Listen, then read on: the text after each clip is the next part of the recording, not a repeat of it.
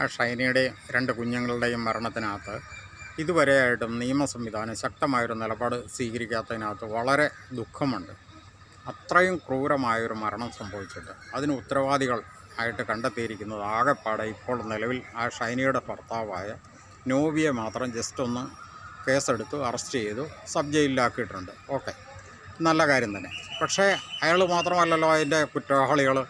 ശരിക്കും ഇതിനകത്ത് നമ്പർ 1 കുറ്റവാളി എന്ന് പറയുന്നത് അയാളുടെ സഹോദരനായ ബോബി ചേരിയിൽ എന്ന ഒരു നരാധമനായ ഒരു പുരോഹിതനാണ്. അതോടൊപ്പം തന്നെ ഇവരുടെ അമ്മയായ ഈ ബോബിയുടെയും നോബിയുടെയൊക്കെ അമ്മയായ ആ സ്ത്രീയും അതിനകത്ത് ഒരു യഥാർത്ഥ കുറ്റവാളി തന്നെയാണ്. അപ്പോൾ ഇവർക്കെതിരെയാണ് ശക്തമായ നിയമ നടപടി ആദ്യം സ്വീകരിക്കേണ്ടത്.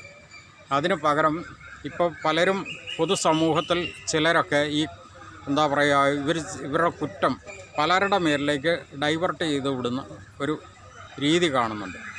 അത് എന്താണെന്ന് ചോദിച്ചു കഴിഞ്ഞാൽ യഥാർത്ഥ കുറ്റവാളി രക്ഷപ്പെടാൻ വേണ്ടിയിട്ടുള്ളൊരു കുറുക്കുവഴിയായിട്ടാണ് ഞാനിതിനെ കാണുന്നത്. ഇത്രയും പെട്ടെന്ന് എനിക്കിതിനകത്ത് പറയാനുള്ളത്, ഇതിനകത്ത് ഞാൻ ഈ കാര്യത്തെപ്പറ്റി ശരിക്കും മനസ്സിലാക്കിയിട്ടുള്ള ഒരു വ്യക്തി എന്ന നിലയിൽ ഞാൻ പറയുകയാണ്, ഇതിൻ്റെ നമ്പർ 1 കുറ്റക്കാരൻ ഈ ബോബി ചേരിയിൽ എന്ന കള്ളപുരോഹിതനാണ്. നമ്പർ 2 ഇപ്പോൾ നിലവിൽ അറസ്റ്റ് ചെയ്യപ്പെട്ടിരിക്കുന്ന നോബി തന്നെ. നമ്പർ 3 ഇവരുടെ അമ്മയാണ്. അതിനുശേഷം മാത്രമേ മറ്റ് പലരും അതിനകത്ത് ചെറിയ ചെറിയ കുറ്റക്കാരെങ്കിലും ആകുന്നുള്ളൂ. അതുകൊണ്ട് എത്രയും പെട്ടെന്ന് ശക്തമായ നിയമ നടപടി ഇവർക്കെതിരെ സ്വീകരിക്കും.